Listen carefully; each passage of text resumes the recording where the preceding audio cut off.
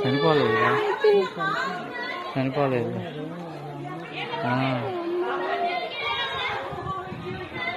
మొహం బ్లాక్ వచ్చేసింది, ముక్కుల్లోనేమో దూది పెట్టారు.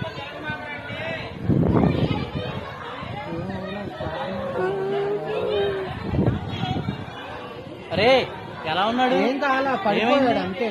చనిపోయాడా? ఎలా నానా? ఎవరు ఎలా?